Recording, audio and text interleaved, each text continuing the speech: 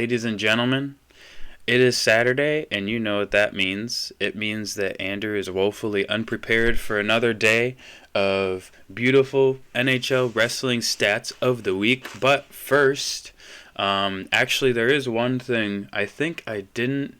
Hold on 1 second. Nope, I didn't get this camera ready. One moment, please. Zippity-doo-dah. There it is. Okay, back to this one. Welcome back, ladies and gentlemen, to another episode of NHL Weekly here on the Ethernet Community Wrestling YouTube channel. I'm your host, Andrew Smith, as you could see from our fancy little opening there. A couple quick news things of the week. I do actually have to work today for once, so usually I try not to work on Saturdays so that I can get this done, but it was kind of a necessity to work, so I will be not rushing through this, but it's going to be hopefully a little bit shorter of an episode so that I don't have to speed to work. Second order of business, a little bit more fun order of business. I've grown my jersey collection. It's not a what I would describe as an official NHL jersey, but it is a jersey. Nonetheless, I've got it on today over top of my sweatshirt because it is freezing, but I just wanted to show this off to everybody. There it is. That beautiful, beautiful Arizona Coyotes crest. My brother, shout out to my brother, hello, goes, why? And I said, I don't know. I don't know.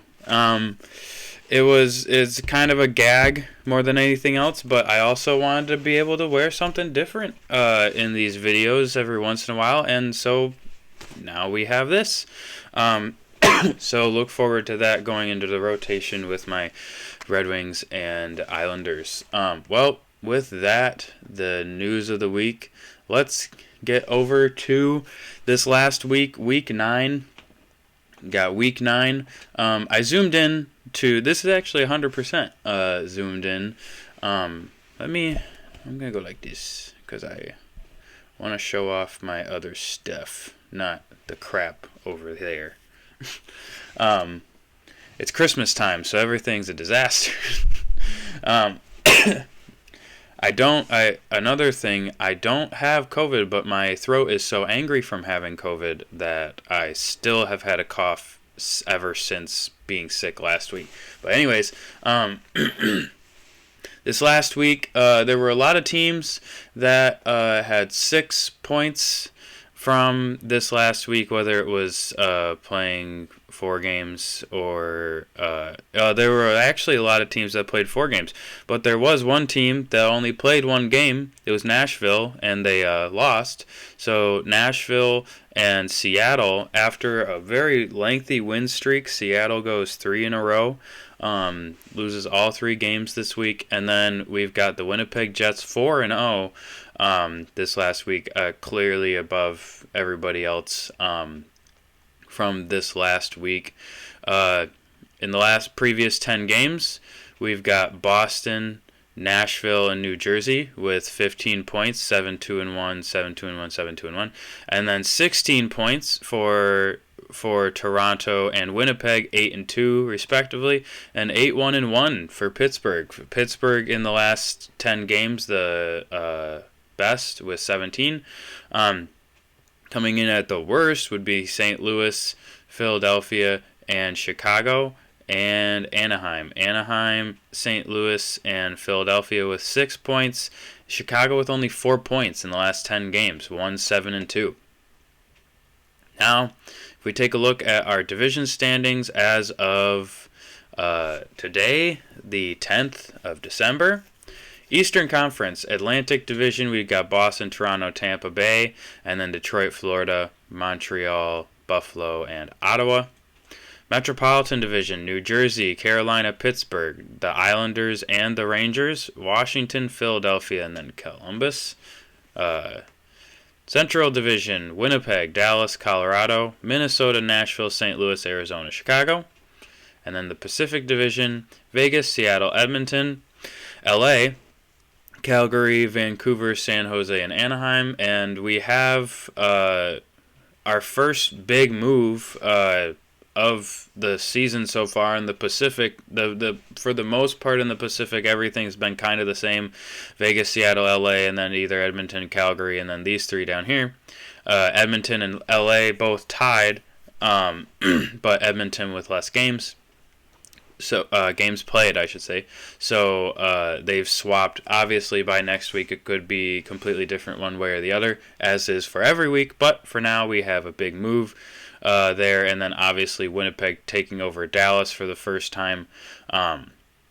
Colorado doing a really, really bad job in the last 10 games that have had a rough time. St. Louis has had a rough time as well. So between these three teams, I'm pretty confident that two of them are going to be getting in. I highly doubt any of the bottom four in the Central are going to be getting in.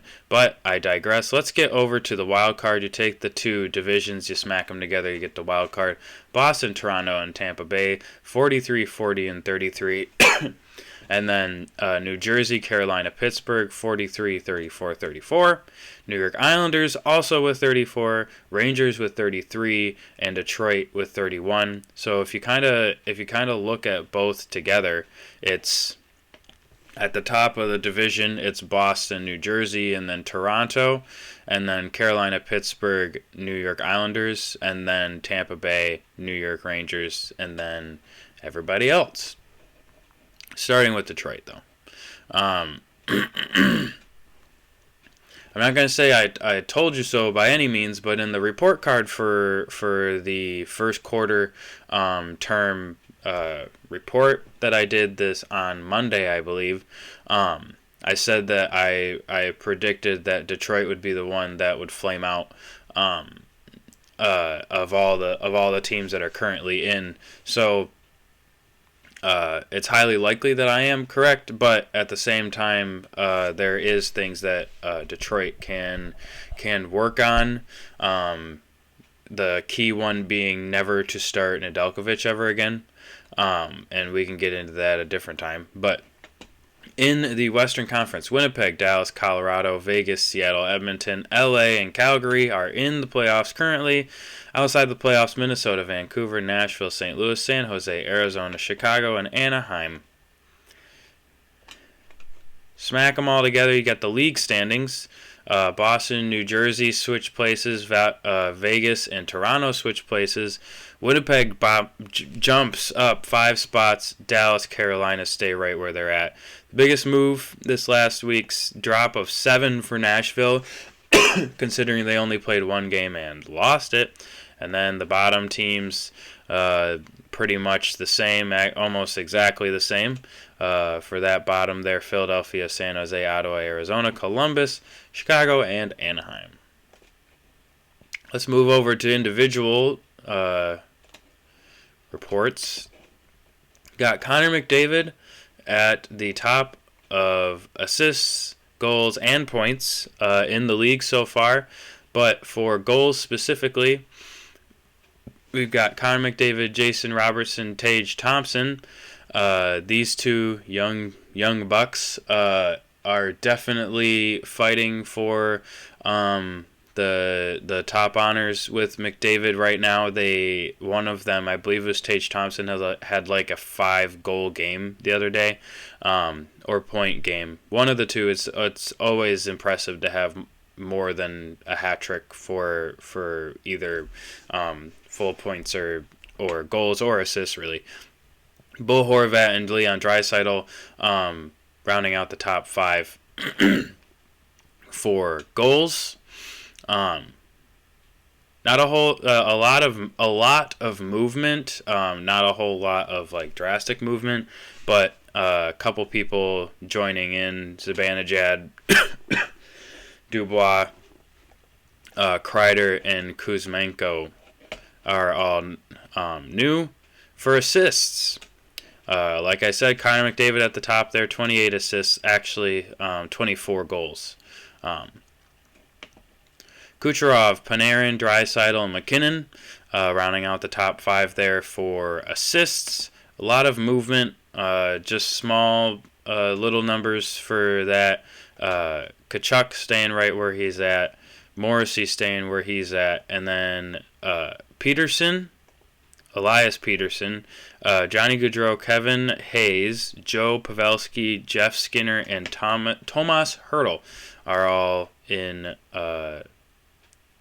the standings currently, but weren't before. Add the points and goals, assists and goals together, and you get your points. 52 points already, not even halfway through the season for McDavid. Draisaitl, trailing behind, just abysmal numbers for Leon Draisaitl, 44 points. Jason Robertson, 41 points. Tage Thompson, 40 points. 38 points for Nikita Kucherov. Not a lot of static, a lot of static movement. Not a lot of major movement. Kaprizov, Marner staying where they're at. Panarin new to the just jumping right up the list all the way to 14th. Zibanejad again, Adam Fox, and Nugent Hopkins moving in to the top 25.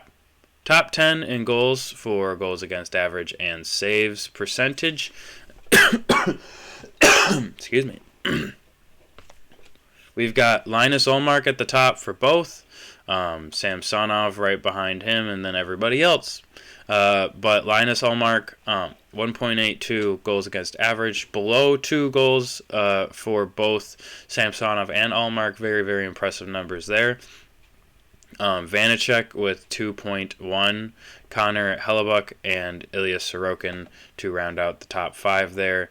Ullmark and Samsonov not moving.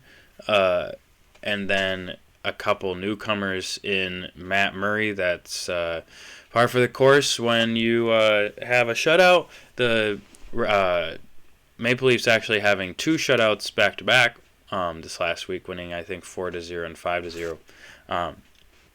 For saves percentage, .939 for Ullmark, .932 for Hellebuyck, 932 for Hellebuyck and Murray, and then Sorokin. Oh, that was not supposed to. Oh well, Sorokin with whatever he had, because I can't see it anymore. Oh well. Points for Buffalo. Points for 288 at the top there, jumping right up there. 282 for Edmonton, LA, 271, 270 for Boston and Dallas, Pittsburgh, and Vancouver. That's supposed to be a V. There we go. With 263 points for. At the bottom here, we've got Anaheim, Philadelphia, Arizona, Nashville, Chicago. Less than 194 points for them. Chicago staying there at the bottom. Points against, least first, obviously. Boston 149, not even 150 points so far. Toronto 173, 177 for New Jersey and Winnipeg, and then Nashville 196, and then there at the bottom, Anaheim, San Jose, Vancouver, Columbus, and LA, 279 or more goals, or points, I should say. Plus or minus record. I missed this last week, but we're going to get back to it this week. We got Lindholm, Segenthaler, Jonas Segenthaler, Pavelski, Graves, and Tatar at the top of the plus, the good side. A bunch of moving around here. Jack Eichel, Josh Mahura with Florida, Rupe Hintz, Bergeron, then here at the bottom, Marino, Bratt, and Bunting, all joining in on the good side of things. On the negative side of things, literally, Torrey Krug takes the top, and Jordan Kyrou right behind him. Ryan O'Reilly, all with St. Louis, by the way. Drake Batherson with Ottawa, -18, and Philip Kurashev. One person that we do not see on here anymore is Ovechkin. His team, at least his line, is doing at least a little better for him to not be at -13 or worse. And then 2 newcomers, Moritz Seider, Ben Sherratt, as well as Patrick Kane, Seth Jones, and Casey Middlestead. I've heard of that name before. Sometimes I feel like a poser, but that's okay. Friends, that is the end for us today. Not surprising that we are only at 16 minutes. Didn't want to just completely plow through, but like I said before, I do actually need to go to work today. So not something I desperately want to be doing today. It is very cold, but that's okay. Let's bring it back here. So I can kind of, I should at some point, the reason why I have 2 cameras, one of them looks amazing and the other one doesn't, and then obviously the JMO show one uses this camera here. This camera, pristine, long, nice. This camera, skinny, grainy, pink. I don't know, but jeez. I would need another camera that isn't my laptop in order to do that. You can't have the same camera, the nice one that I have. I can't have it connected to 2 screens at the same time because it really, really doesn't like that. So you have to have multiple cameras in order to be able to go back and forth like I am. But with that being said, we're going to get out of here. It is a beautiful cold Saturday, the 9th week of the 2022-2023 season, December 10th. One more thing, actually, quick do that. For the holiday season, it's going to be really, really difficult for me to get the episodes out, but I really am planning on actually doing some JMO and and some NHL Weekly over the holidays. So please look out for that. If you're looking to get me anything for Christmas this year, make sure it's a like, share, and a subscribe. Do all of that fun stuff. And I think I'm going to sign off. I'll see you guys again in a different video. In another video. See you in another video. That sounds good.